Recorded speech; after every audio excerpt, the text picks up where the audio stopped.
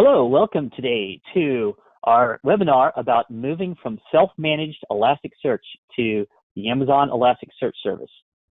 My name is Kevin Fallis. I'm an AWS Principal Analytics Specialist Solutions Architect. In this webinar, I'm going to walk you through the top considerations for deciding to choose the Amazon Elasticsearch service as a replacement for managing your own clusters. If you review the current market for managed search service offerings, you'll find that there are many options for a managed offering. Given the robust partner ecosystem found on the AWS marketplace, you have a lot of options to choose from. Today, I'm going to talk specifically about the Amazon Elasticsearch service and how you can gain significant business value by leveraging its features and its industry-leading security and scalability.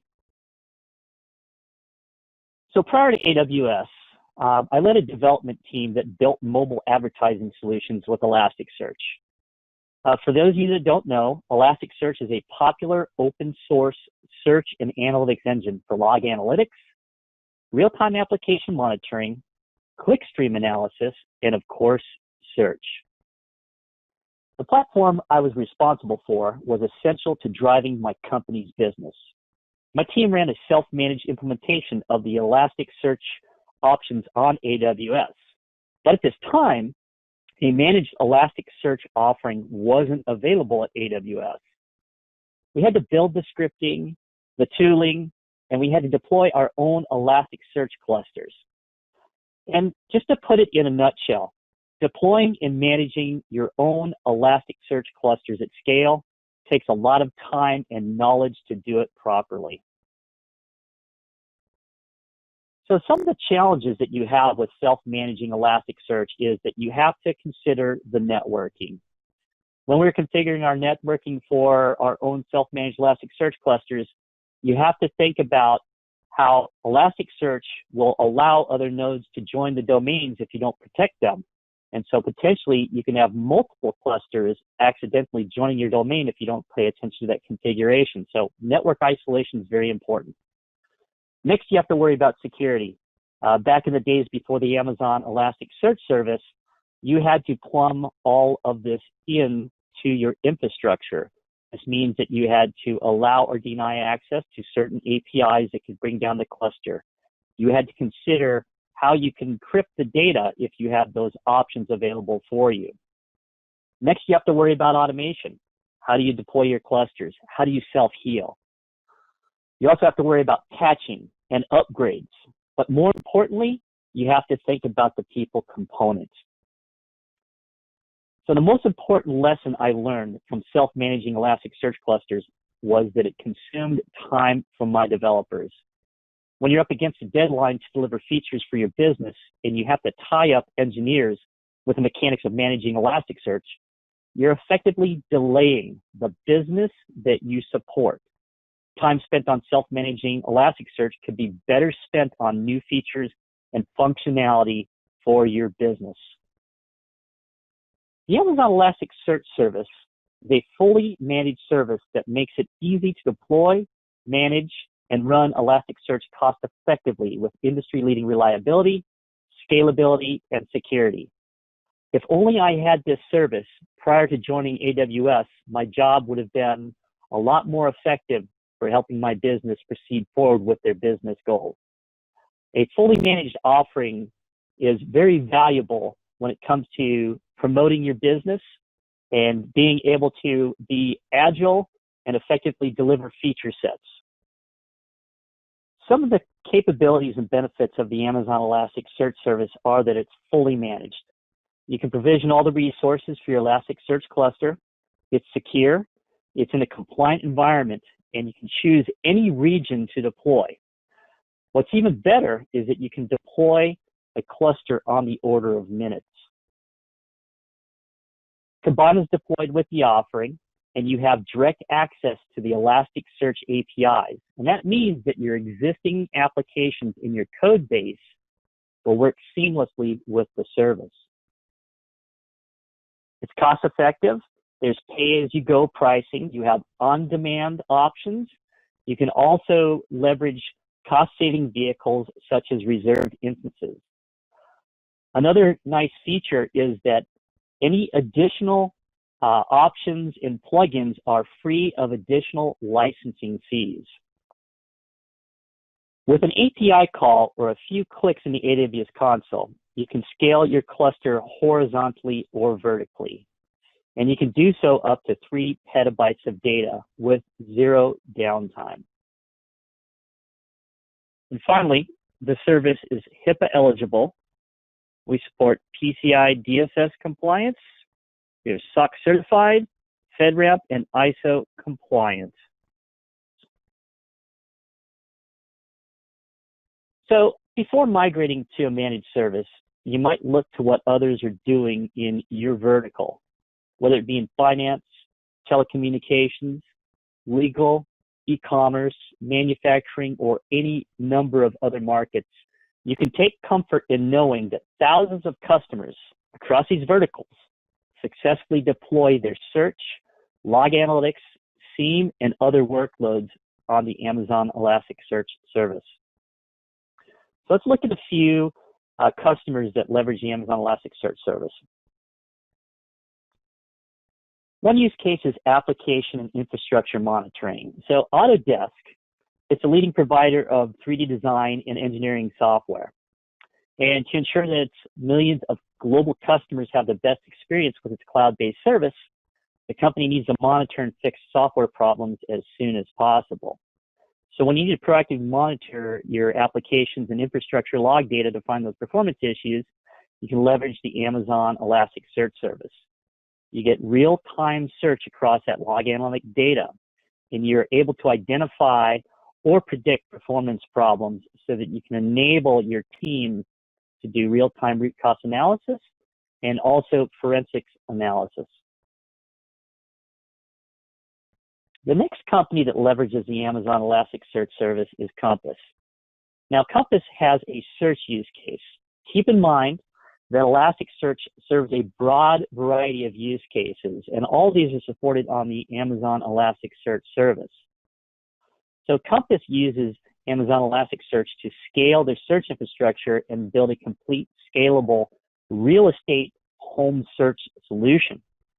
So by using industry-leading search and analytical tools, they can make every listing in the company's catalog discoverable to consumers, and they can help real estate professionals find, market, and sell homes faster. So when you need a fast search experience for your applications, your websites, your data lake catalogs, or allowing your users to find relevant data quickly, you can leverage the Amazon Elasticsearch service. In the security monitoring space, Sophos leverages the Amazon Elasticsearch service to power their next generation cybersecurity. Now, they're a worldwide leader in the space, and they protect its customers from today's most advanced cyber threats. So Sophos developed a large-scale security monitoring and alerting solution using the Amazon Elasticsearch service. So when you need to keep your data safe, when you need to prevent security threats such as data breach, unauthorized login attempts, DDoS attacks, and fraud, you can look to leveraging the Amazon Elasticsearch service to provide that feature set for you. Next, on the observability front, as Intuit moves into cloud hosting its architecture, the company is on an observability journey to transform the way it monitors its application's health. Intuit uses the Amazon Elasticsearch service to build an observability solution which provides visibility to its operational health across the platform from containers to serverless applications. So when you need to correlate logs, metrics, and traces to gain insights into application health and performance, and you need to resolve those issues across the business, the Amazon Elasticsearch service can help you. One of the final use cases we have is business activity monitoring. Now, the Financial Times leverages the Amazon Elasticsearch service to analyze their web visitor behaviors and content effectiveness. So they've built a tool that takes real-time clickstream analysis from their web data, and they're able to see which articles are the most popular. And so they use these insights to drive editorial and daily planning decisions to better align with the interests of their readership. So when your business needs to create their own dashboards to analyze various activities, data points ranging from web analytics, content performance, usage monitoring, or retail transaction analysis, you can leverage the Amazon Elasticsearch service to inform these business decisions. So when you start looking at a managed offering, and more specifically the Amazon Elasticsearch service, compute and infrastructure costs are just one of many parts of the equation. At AWS, we encourage customers to evaluate their total cost of ownership when comparing solutions. So as an organizational decision maker, you have to consider all the related cost benefits when choosing to replace your self-managed environments. So some of the considerations that you need to think about is, how are you going to pay for the headcount to manage the operation of your cluster or clusters 24/7 by 365? You sometimes have to have follow-the-sun operations where you need at least 3 people to manage a 24-hour rotational staff. The next thing you need to consider is, how much do you spend on building the operational components, such as support processes, automated and manual remediation procedures for the clusters. A lot of these are time-consuming activities, and you need to vet them with your business to make sure you operate effectively. You also need to consider licensing costs for advanced features. You should also consider, what cost do you pay for networking between the nodes on your clusters if you're running on a cloud provider, or what the DNS services costs are going to be to expose your offerings. Finally, you have to think about backup processes and recovery processes and how quickly you can recover from any failures. So the beauty of the Amazon Elasticsearch service is you don't need to focus on these issues. Amazon Elasticsearch provides operational teams to manage your clusters globally. There are automated hourly backups of data for 14 days for your cluster, automated remediation of events for your cluster, and incremental license-free features. And these are one of the basic tenets of this service. So how do we charge for Amazon ES?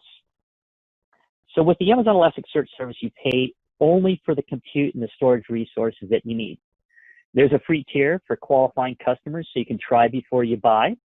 And there's also reserved instance pricing available for customers that want to engage in deeper cost savings. Last year at reInvent, the Amazon Elasticsearch service introduced UltraWarm. Now this is a new storage tier for Amazon ES, and it's a warm storage tier. It's actually backed by Amazon S3 and provides a mechanism by which you can store massive amounts of data. You can run interactive log analytics and visualizations through the same tooling in Kibana that you're used to. You also get higher performance and durability because in this warm tier, there's a caching layer, and we're leveraging the constructs of Amazon S3, which has 11 nines of durability. And with this framework and with this feature set, you can achieve up to 90% cost savings on your workload. If we look at the UltraWarm architecture, we have a typical deployment here. And a typical deployment is going to consist of dedicated master nodes for production environment. You'll have an active and standbys that may run in multiple availability zones. You may run one-to-many data nodes, and these you can scale horizontally or vertically to increase your storage offering. But at a certain point in time, those data nodes become cost ineffective. And so with the introduction of the UltraWarm storage tier, it becomes just another data node, but its properties are that it leverages S3 and a high-performance caching layer so that it can provide you access to that data on S3 with a low-cost footprint, and it can give caching so that in cases where the data is cached, you have higher performance. All this rounds out a package that provides you with superior cost savings compared to other warm solutions. So in my daily conversations with customers, their primary concern is security. One data breach can cost millions of dollars, and it can forever damage a company's reputation. Providing you with the tools to secure your data is a critical component of the Amazon Elasticsearch service. When we look at security, we like to think of security as defense in layers. And with the Amazon Elasticsearch service, it's no different. So the first thing that we look at is how do you secure your request? So with the Amazon Elasticsearch service, we have encryption end-to-end. So you have in-flight with TLS, TLS 1.2, and we have at-rest encryption with the AWS Key Management Service.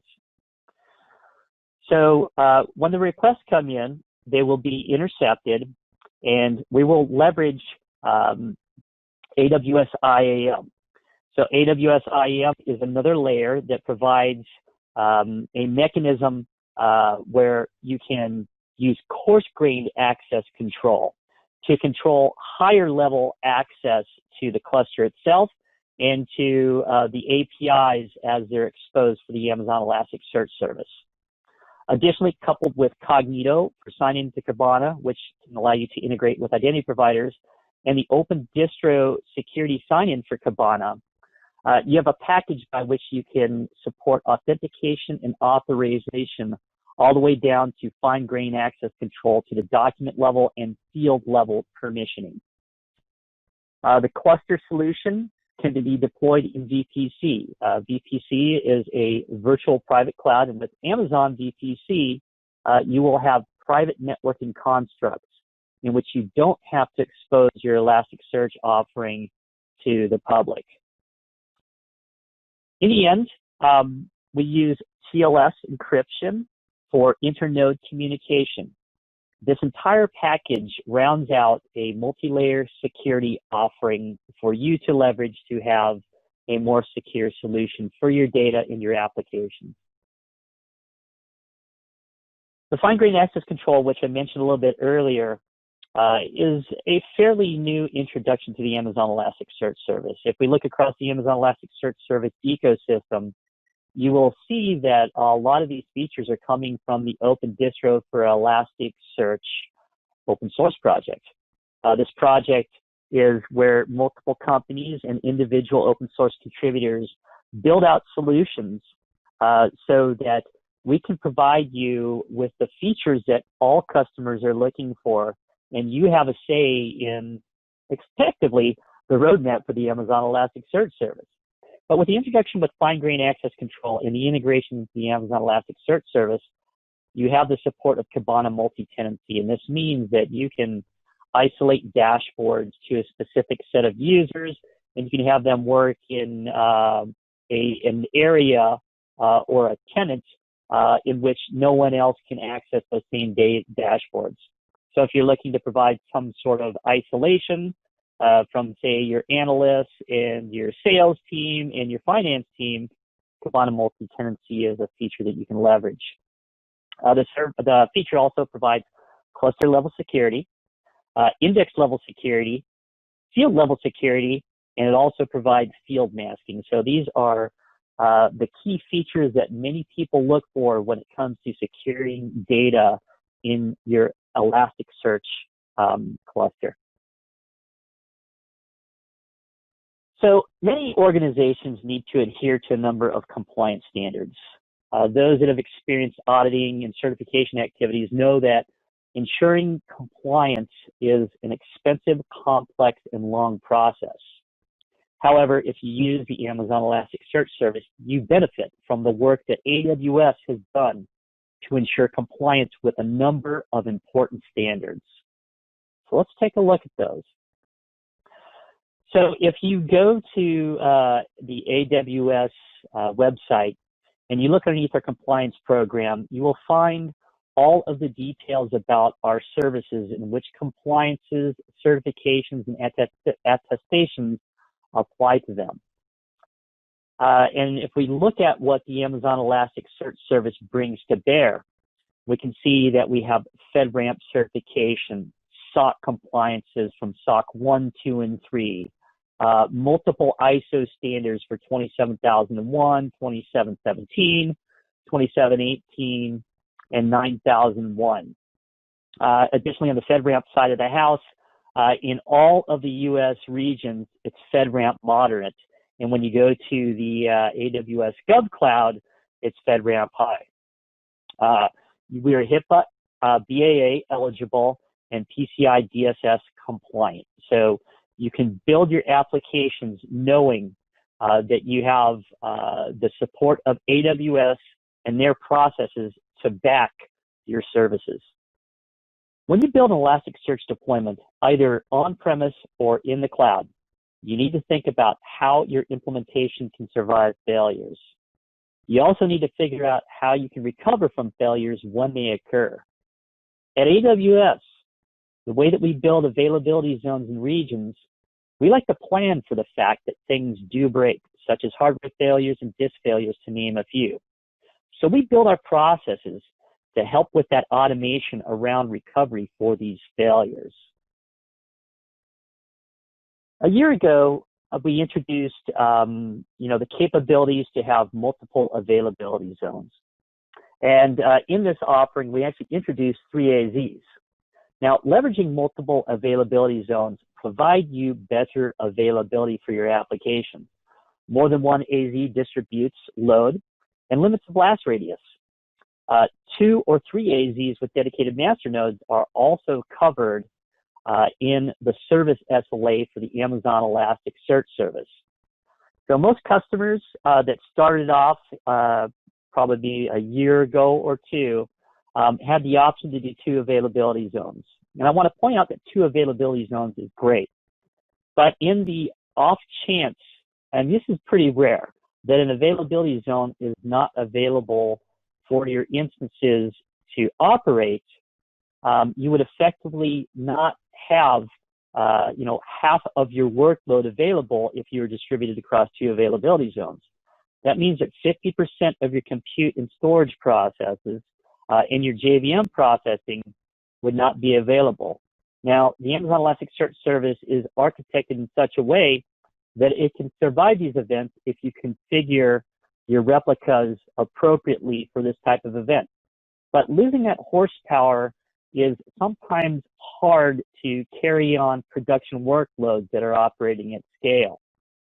So with the introduction of 3 availability zone deployments, you're able to leverage 3 AZs so that only 1/3 of your workload would be affected in the event of a off-chance failure that an availability zone was not there for your instances to operate. So if we look at this, unlike virtually every other technology infrastructure provider, AWS regions have multiple availability zones, just to go a little bit deeper. And each availability zone consists of 1 or more data centers, and these are physically separated from one another with redundant power and networking. So for high availability and performance of your applications, you can deploy applications across multiple availability zones in the same region for fault tolerance and low latency. And this is exactly what the Amazon Elasticsearch service does for you when you configure a 3 AZ deployment. From an operational perspective, a 24/7 by 365 operational team with experience in managing thousands of Elasticsearch clusters around the globe monitors the Amazon Elasticsearch service, and more specifically, your deployment. If you need support, you can get expert guidance and assistance across technologies from AWS Support to help you achieve your business objectives faster at lower costs. I want to underline the importance of having a single source for support for your cloud infrastructure. Because Amazon Elasticsearch doesn't just run in isolation, and having support for your entire cloud infrastructure from a single source greatly simplifies the support process. So when you look at support options, consider this as part of your operational planning and your total cost of ownership. Also in the operational space, you need to think about your data as it comes in. And if you have a log analytics workload, you may have the need to monitor that data. So the Amazon Elasticsearch service provides an alerting plugin. This allows you to monitor your data as it comes in, and you can run queries on that data to trigger alerts. These alerts can then be configured to send details to popular destinations such as webhooks, SNS, which is the Amazon Simple Notification Service, Slack, and Amazon Chime, which is another messaging service. Additionally, from an operational perspective, you can leverage index state management. So this plugin allows you to create policies related to your indexes. So you can define states, transitions, and actions, and you can automate the data management of your index lifecycle.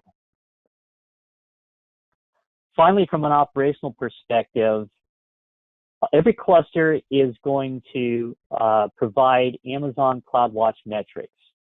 These metrics are over 100 different details on the cluster, from JVM utilization, CPU usage, disk I/O, available storage, the number of HTTP requests that have certain types of response codes, indexing, and search latency.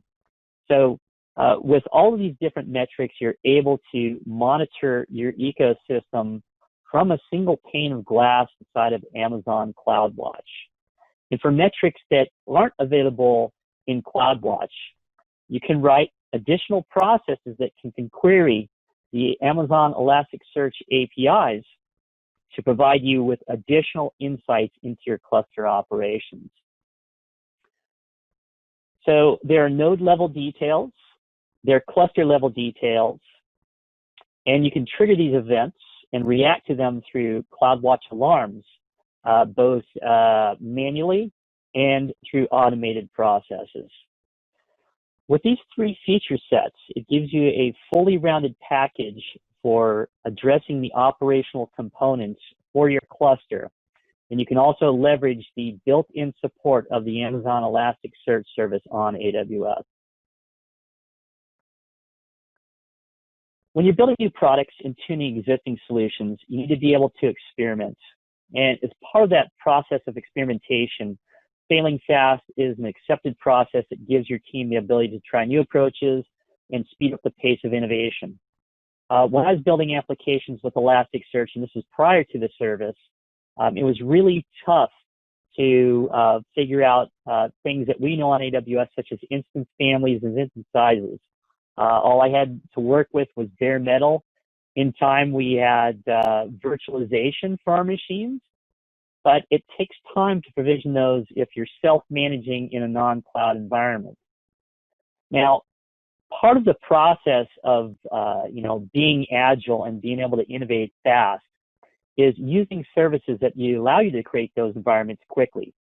And should those experimentations fail, you can start over with a new approach with a very low entry cost into that approach. Or you can use different features that ultimately allow you to achieve the desired result. So with the Amazon Elasticsearch service, you can provision clusters in minutes. That means that you can build CI/CD pipelines that can go ahead and kick off an Amazon Elasticsearch service and then run all of your test cases against that service and the cluster configuration that you desire. Should those tests fail, you go ahead and tear the cluster down and re-provision a new cluster with new metrics and dimensions. So you can scale both horizontally and vertically with the Amazon Elasticsearch service. So if you need additional CPU, memory, and storage on an instance, you could scale vertically. If you wanted to have more throughput or get a wider footprint and maybe limit the blast radius of potentially a node failure, you could scale horizontally to get more CPU, memory, JVM, and storage in aggregate for the cluster. So to do this, you can leverage tools such as APIs, the AWS CLI, AWS CloudFormation, and the AWS console. So we provide mechanisms through both automation and manual activities to allow you to achieve these dimensional changes for your cluster. Some of the recently released features for the Amazon Elasticsearch service have enabled customers to have greater flexibility and control of their application workloads. Plugins such as alerting, index state management, SQL plugins so that you can query your SQL data, and the security plugin allows you to have greater control of your processing and your applications that interface with the Amazon Elasticsearch service. So back in June of 2020, we released CrossCluster Search. CrossCluster Search enables you to perform searches, aggregations, and visualizations across multiple Amazon ES domains from a single Kibana interface. You can increase efficiency by optimizing domain resources for specific workloads. And the use case here is that you might have one workload that has heavy queries. And if you're in a multi-tenant domain for Elasticsearch, then you need to worry about what some people would call noisy neighbors. If you have the need to tune that workload, you can actually break out that workload into a separate cluster and tune it specifically for that so you don't affect your other workloads on other Amazon Elasticsearch domains. You get to improve availability because now you're isolating failures to a specific workload or to a specific Amazon Elasticsearch domain. Finally, you can secure this data through the fine-grained access control policies that are available on every Amazon Elasticsearch domain. Recently, the Amazon Elasticsearch service released a few features related to machine learning. Now, K-nearest neighbors, which is a similarity algorithm which uses vectors, can allow you to take images and compare those with other images using a vector model to find similarity matching. You can also use learning to rank models to improve search relevance. One of the primary features that customers have been looking for is anomaly detection. Now, with anomaly detection, this is another plugin that the service leverages. You can train the anomaly detection feature across your data in such a way that it can pick up outlying pieces of data that are in the streams of information that are flowing into your Amazon Elasticsearch cluster. So for example, as you look across the data that's streaming into your domain, you might have a specific machine with an IP address that had always been doing a certain behavior. But up until recently, things started working differently. Now, this could be an operational metric such as CPU, or it could be the addition of certain types of requests or more volume of data that's egressing from that instance. And so anomaly detection will pick up those outliers and flag those for you. So again, I talked about the K-nearest neighbors and the learning to rank models, but all of these features are performant at scale. And what we do is we distribute those models across all of the Elasticsearch nodes. So no longer are you tied to maybe a single instance or a single set of instances to perform those workloads and query your data. We like to distribute that workload across all the instances and mitigate the impact that these models might impose upon your Elasticsearch domain. Now, all of this is easy to use, and there is no machine learning expertise required to leverage these features in the service. So now I'm going to pause and we're going to roll into a demo. So the demo I have here for you today is a quick start guide that I've built for customers. I've heard from many people, especially with the new features that have come out.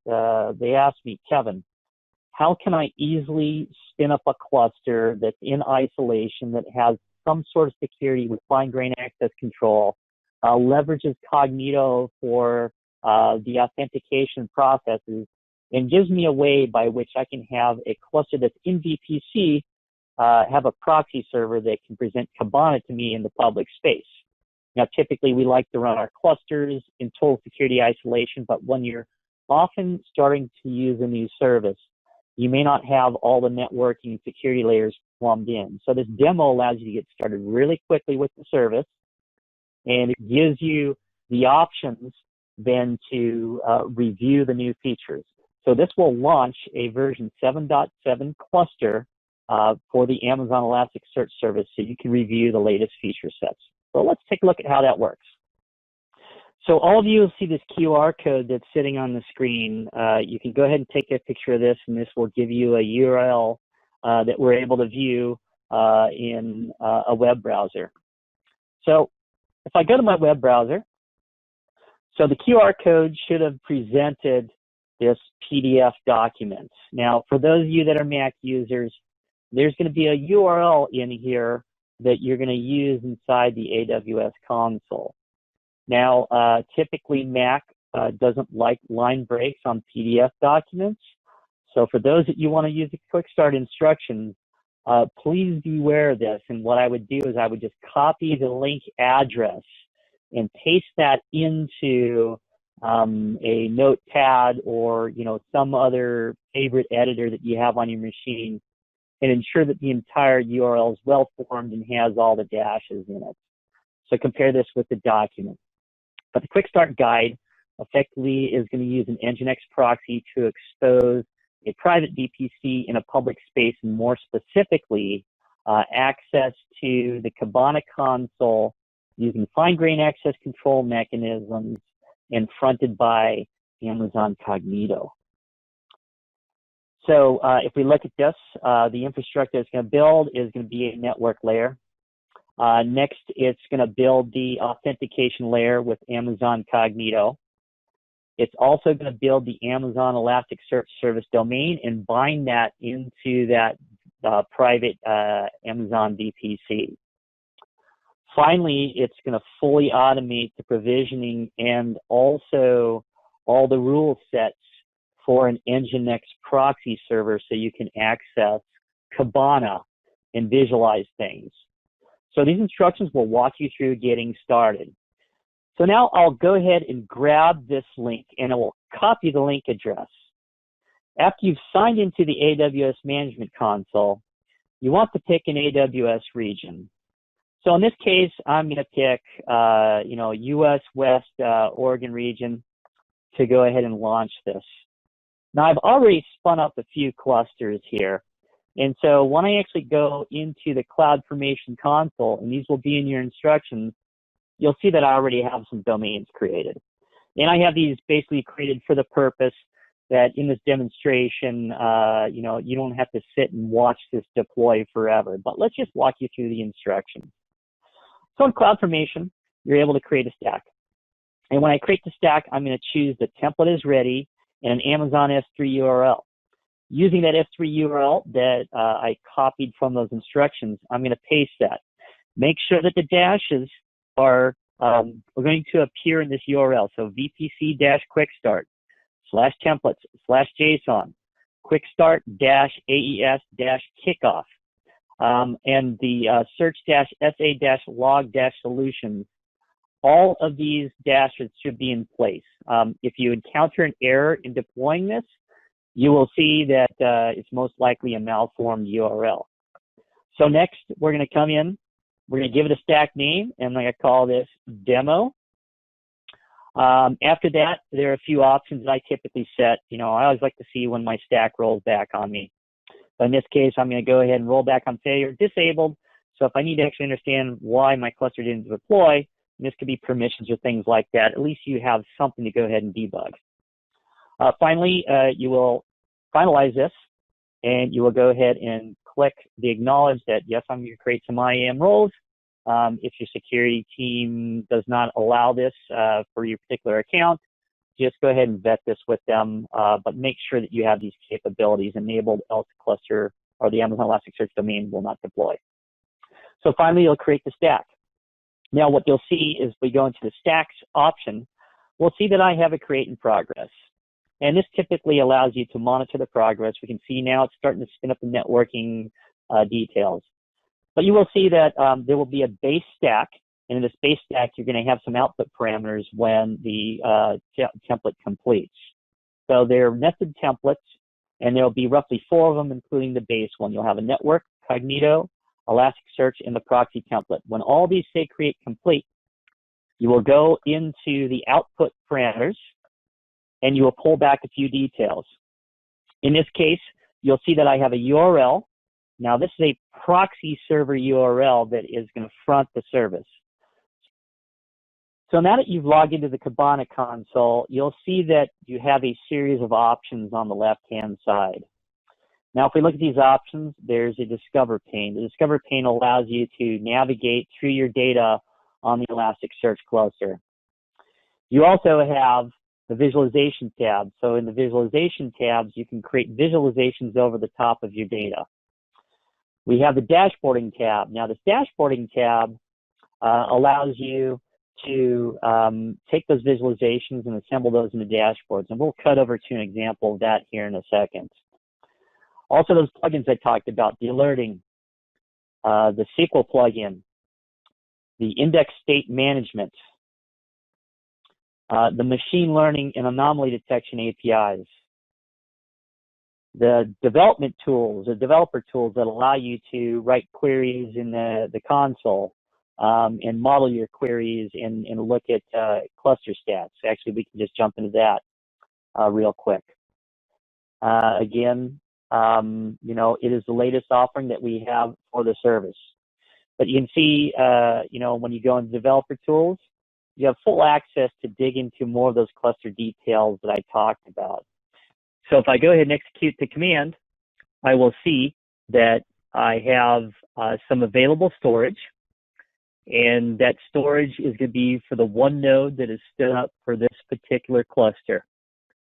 I also see an unassigned status, which basically tells me that my sharding pattern that I used for my indexes means that one of the available shards can't be assigned, and I should go ahead and review that to make sure that I can properly distribute my data going forward. Typically, with a single instance, you will not have the ability to assign a replica shard. Elasticsearch is going to want to have at least 2 nodes to have a primary shard and a replica shard so that you have some availability and durability for the data. Also, I can look at other details such as get nodes stats, and this will show me detail about my Elasticsearch domain itself. So it's an interactive API interface that allows you to look at your cluster. On top of that, we have the security plugin. The security plugin allows you to identify users, groups, roles, and role mappings. And finally, we have tenants for the cluster, and these tenants are for Kibana, so you can isolate who gets to see what visualizations or dashboards that you've created within a certain group. So we'll go ahead and sign out the cluster. And finally, I'm going to jump over to what a visualization looks like with data running into the domain. So I just switched over to another domain that I had provisioned already that already has data in the form of VPC flow logs. Now, so right now I'm in the Discover pane, and in this Discover pane, you're going to see a lot of data, and these are individual log line entries. And as I look at this data, I can see that at certain times, you know, data has been logged to the Amazon Elasticsearch domain. Now I can choose to refresh this data as it comes in, and as the data filters into the cluster from my ingest processes, you know, I should see that data changing. And as I mentioned, you know, this is not as interesting as being able to take visualizations to see what's going on with your data. So what I've prepared on this is a series of visualizations.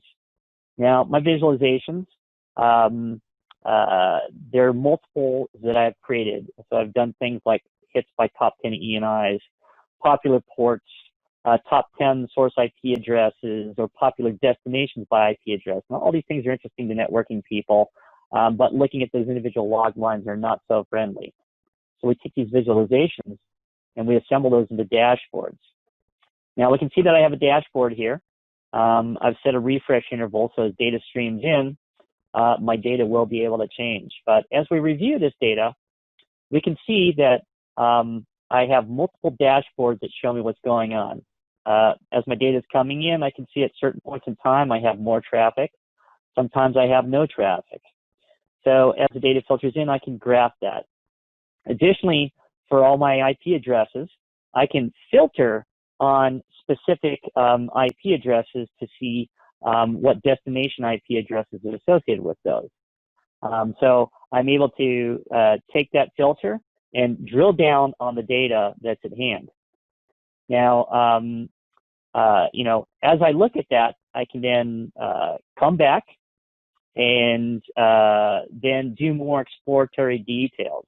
But as you can see, we have a heat map here, and the most popular ENI has, you know, a bunch of details associated with it, but the heat map is going to highlight which of these ENIs are receiving more traffic.